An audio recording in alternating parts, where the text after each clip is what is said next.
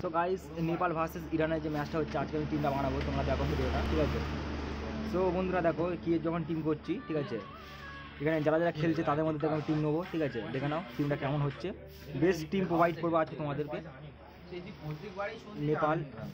নেপালের দিক থেকে প্লেয়ারটাকে নিলাম, অলরাউন্ডারে ক্লিক করবো, একে নিলাম, ঠিক আছে। তারপরে হচ্ছে অলরাউন্ডার দুজন রাখলাম, ব্যাটসম্যানে ক্লিক করবো, ঠিক আছে, ব্যাটসম্যান তোমরা দেখে নাও। এবার হচ্ছে বলিংয়ে ক্লিক করলাম, ঠিক আছে। সো গাইস তোমরা দেখতে পাচ্ছ,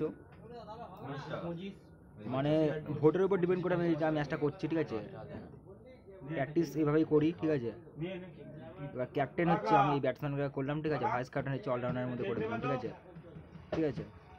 তো বন্ধুরা বুঝতে পারছো। তো আমি আরেকবার তোমাদের দেখিয়ে দিই টিম, এই হচ্ছে আমার ফাইনাল টিম, ঠিক আছে। টিমটা কেমন হয়েছে তোমরা কমেন্ট বক্সে কমেন্ট করে জানাবে। তোমরা যারা ভিডিওটা দেখছো দেখার জন্য অসংখ্য ধন্যবাদ। Thanks for watching this video.